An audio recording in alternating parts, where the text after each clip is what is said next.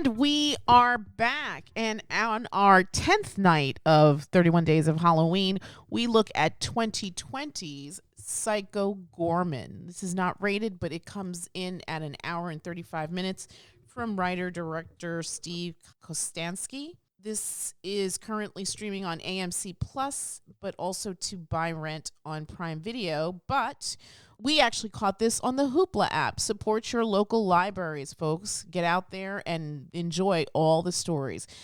This is the story of two siblings, Mimi and Luke, played by Nita-Josée Hanna and Owen Myre, who unearthed this gem in their backyard, but something else is also back there. I'm going to go around the table and get impressions. Olive, G, can I start with you? What did you think of the film? I thought it was good. Yeah, what did you like about it? It was silly. It was silly. It's tagged as B-horror, body horror, dark comedy, splatter horror, supernatural horror, comedy, horror, sci-fi. I guess that covers a range, but this wasn't scary, right? No, definitely not. What did you think of the splatter? I could tell it wasn't real. Right, sure. But, I mean, did it look funny? Did it look gross? It looked weird. It was silly. Okay. It looked silly? Did that take away from, like... maybe? No. Okay. Did it add to it? Yeah. Did it make it more funny? Yeah, like that police guy. That was nuts. Yeah. Did you have a favorite character, Olive G? And feel free to say Mimi if that's where your heart is. No, I don't like Mimi. She made Psycho Goreman turn that kid, whatever the hell his name is, Alistair, into a freaking brain. An enlarged brain. That was freaky. which everybody seemed cool with. Yeah. I wonder if it was one of those things where your eyes like deceive you and you're just seeing normally, or were his parents so not into like being parents that they were withdrawn and just couldn't care less? Because they're not even looking at him at the dinner table. I think you're just supposed to suspend all disbelief and just sort of revel in the ridiculousness of it. I mean, there was that scene, that montage where they're just sort of walking down the street like badasses, and he basically makes that one kid just explode like a water balloon. For saying like, oh, great costume or whatever the hell that kid said. Something Yeah. like that. Did you have a favorite part, Olive G? I thought it was funny when Mimi introduced Psycho Goreman to hunky boys. Yes. Like, I have no interest in hunky boys or whatever. She's like, or do I? Yes. I thought that was funny as well. I'm going to go to you, G. What'd you think of the film? I didn't like it. No? No. Did you always not like it, or did there come a point where you just started disliking it? I mean, I thought it was entertaining at the beginning, Mm-hmm. and there were still entertaining bits.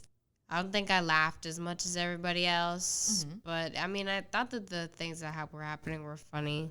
Okay. I don't know if there was a specific point that I can list where I started realizing, yeah, I don't like this movie, but I just knew by the end of the film I didn't like this movie.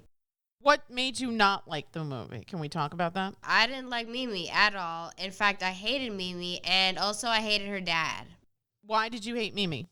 Because she was annoying. She was a stupid, annoying little bitch, and she should have died. Okay, fair. Do you think that Mimi learned a lesson at all? Nope. No? Okay. No. She gives the most non-apology ever, and I don't care if everybody else at the table thinks she did apologize. She tells her brother, who she's tormented relentlessly, and all we saw, this movie's like an hour and a half. We saw an hour and a half of torment when, I don't know who's younger. It looked like she was younger. I think she was younger, yeah. She's tormented him her entire life. And he just lays down and takes it. I mean, you're a brother. Your job is to be annoying. And instead, he's this little pushover wimp. And she's so annoying. She gives the most non-apology at the end. She knocks on the door. They have like a knocking thing. So annoying. Right before she's like, I'm not going to say it. Ugh, go kill yourself. I hated that little girl, and I hated her dad, too. Okay, let's talk. Why did you dislike the father? I knew from the very beginning what kind of dad that was. Stupid, incompetent little man-child. Some people never grow up, and their dad was one of them. You could just tell from the beginning of the movie. He says something. I forget what it is. Maybe it's at the hole. He's like, oh, this is a great hole, guys. And he does follow it up with, but this is unacceptable. But you could just tell he's not the bad cop. He probably never had to yell at those kids ever. He's probably always, allocated the punishment dealing to the mom. It's pissed me off so bad. He completely ruins their microwave. He fakes his hand getting injured. And also the mom just lets him get away with it. If that was my husband, I'd beat his ass. As you should. As you should. So did you have a favorite scene, even though this movie turned sour for you?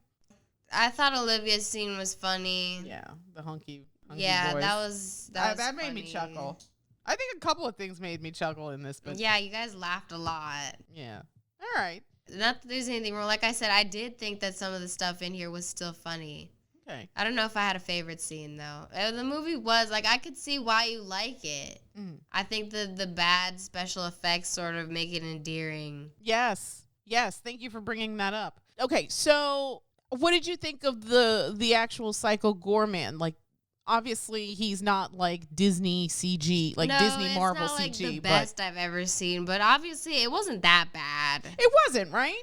Yeah, I didn't think it was terrible. Like I said, I found it endearing. I didn't think it was taking me out of the movie. I wasn't like, God, this is so terrible. I can't wait till this is over. Okay, fair It enough. was just sort of yeah, that's a puppet, or there's a dude walking around in there. But Yeah. I thought it was nice. Yeah. I think while we were watching it, I think I turned to your dad and I was like, oh, this definitely reminds me of the 80s movies. It had a certain vibe. And I think you said oh, yeah, this is definitely a different time because nobody has cell phones. Yeah, I mean, this film was definitely 80s, early 90s sort of film. Yeah. Or that's the time period that it takes Or place the tone, yeah. in. Kids are basically running around outside. At night. Yeah, at night. If there's a video game, they're playing it on some sort of console. Mm-hmm. The TVs are big and thick. And I think in this sort of film, it would kind of be out of place to have some kind of CG, even if it was good CG. Right. In this sort of genre or this stuff, when you see things, even in this time period, Because it's steeped in nostalgia. yeah, it's very steeped in nostalgia. You did see guys in rubber suits and practical effects and real bloody, slimy sort of things happening. And there's plenty of that in this movie. If you like that sort of style, which is great and endearing, and it's this kind of stuff that I grew up with. And I mean, yeah, it doesn't look 100% real, but I don't want to see 100% real. I want to see outlandish craziness going on. Yeah, yeah. When Psycho Goreman turns that cop into that weird zombie-ish type guy, Yeah. that's just gross and disgusting, and it looks it looks great. Yeah. When he turns that guy into his masterpiece, and then he tips over and he hits the ground and just explodes like a pile of There's loose meat. There's a lot of heads coming off bodies. Oh yeah, he's just the first thing he does is he rips those two guys' heads off. And you laughed and laughed. Oh, that's hilarious. I love that stuff, and this gives it to you. This gives it to you in the way that it needs to be delivered for a sort of horror type comedy. It's like Evil Dead. Yeah. Yes. I mean, nobody's in love with Evil Dead because the effects look so amazing. They love it because the effects are kind of wonky. Yeah. And Henrietta floating over the living room and turning into that weird long neck thing with the monkey screeches. Yeah, yeah. People love it for that. It doesn't look great, but it looks hilarious. And this really, it gets into that. And I really appreciate that. If I want to go back to G, I know you didn't like Mimi, but for a young girl in this sort of situation, I'm not saying that she acted appropriately all the time. That's not what I'm saying. She never acted appropriately. Fair, but there was something interesting in how she comported herself. So she has this dad who's kind of like a layabout, isn't very involved. I mean, he seems like he's present. There is that, but he's not very Not a good dad. He's basically just a kid. yes, he's like a grown child. Okay, so she has that, and then she has this mother who's probably overworked and never around. And she's got this brother that she absolutely mercilessly bullies throughout. And yet there's something interesting about her because she very much, like a child, in her mind is always correct and proceeds like a freaking Sherman tank throughout her existence. What did you think of Mimi? I mean, putting aside your dislike for her, did she have any redeeming qualities, do you think? No, and I None. can't put aside my dislike for her because that's all there is. I couldn't find anything about her character that's good or likable. Nothing. Okay. I wanted her to die. I said she was supposed to die by the end of the movie, and Yeah. I was upset that she didn't. All right, fair enough. You didn't think like her unwavering confidence and belief in herself was... No, I Admirable? don't care. I don't care. Okay, fair enough. That's not me saying like that towards any of you. I really disliked no. her. I understood that. Hated that little girl. Fair enough. I mean, I'm with G. I hated her too. I feel like if there is one weak aspect to this movie, it's the fact that Mimi never received some kind of comeuppance. Not yes, at fair. all. Fair. No. I think Or- we were all or- expecting that. Or just learned a life lesson. Right. But I feel like this film was sort of like... I don't think that was the intent of this film. Yeah. Exactly. I think they didn't make her really learn a lesson or get some comeuppance on purpose. Right. Because they were trying to sort of twist the genre and be like, oh, you're expecting this to happen, but guess what? No. She's, at the end of the film, she's just as big an Unrepentant. asshole as she is before. yes, unrepentant. And, okay, maybe she threw her brother a bone by knocking out the words, I'm sorry, Right. even though her pride wouldn't let her verbally say it. Right. And apparently that was good enough for that sap wiener, which she constantly called him a wiener. And she was accurate in that description. He is a wiener. Aw, you leave him alone. He should have deserves to be taken the called deal that. Psycho Gorman offered him in the dream. Seriously. That pissed me off so bad. I don't know why he didn't just give him that gem. If I was he almost gave it to Pandora.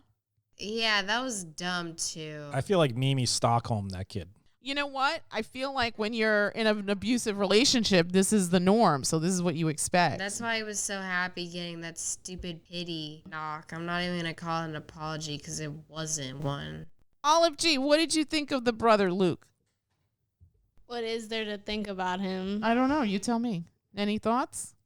I literally couldn't care less about that kid. All right. What did you think of the mother? She doesn't really have a big role here, but she was willing to, I guess, drink the Kool-Aid and then follow Pandora into this battle. Any thoughts about that? No? No. Okay. I couldn't care less about any of the characters besides Psycho Goreman. Okay. All right. Fair enough. Can I get your thoughts, please? I mean, overall, I had a fun time with this movie. It's not the greatest movie ever, but for what it was, I was entertained. I'm kind of with G in that I think the film could have been a lot better if there was some sort of lesson learned by Mimi, or if Mimi just got blown to pieces. I would have been totally happy with that because Mimi was a horrible, horrible person. There's really nothing redeeming about her, even by the end. I think probably the only thing she really does is when she gives Psycho Gorman back his mystical gem or whatever, she basically says, all right, you got to promise not to kill my family. Right. Literally not anybody else. Yeah, that was another thing. It was, but that was sort of like playing with the whole Mimi character. It was like the father actually mentions, well, what about everybody else on the earth? And she goes, yeah, well, what about him? So that was probably the only weak spot. I mean, as far as this type of movie goes, I'm not going to really nitpick as far as special effects or anything like that. The special effects, they're bad in certain places. There's a lot of, puppets and guys in costumes, and sometimes the mouths don't really work the way they should. But I was fine with that. I thought that was great. It has a lot of like a Power Rangers feel to it. Yeah, kind of. With the monster designs and that, but just the way they would talk to each other, like that council. They were a bunch of bungling idiots, and they're supposed to be the masters of the universe, basically. This is a fun movie. This is just something that you could just sit and watch and enjoy. Just seriously shut your brain off. Enjoy the little trip down nostalgia lane. It's good. I, too, agree with the majority of the table. Mimi was a terrible, terrible child. However, I didn't let that dampen my enjoyment of the film. It definitely is a love letter to 80s horror with just an overlap of genres. Like the IMDb page said, it's B-horror, body horror, dark comedy, all these other things. Splatter horror, supernatural horror. So there's a lot going on in here, but I think at the crux of the story, you have this family that, in spite of being dysfunctional, is a family and ferociously loves itself and the other members, even if they don't actually say it. I feel like that really wasn't that strongly displayed, especially with the parents. It may not have been strongly displayed, but I think that was part of the story. You don't get many pieces of that, but you can infer, in spite of everything, that this is the case. Even though things don't work, that the parents are constantly fighting, they haven't separated. So obviously there is love there. And these kids, even though we can even say Mimi is absolutely abusive towards Luke, he loves and protects her at every turn, whether she's right or wrong. She's mostly wrong, and he's always got her back. So at the heart of this, you have this familial love. And even Psycho Goreman says it at the end. He feels whole. He's learned something from this family that he's going to carry with him as he annihilates the rest of the planet/universe.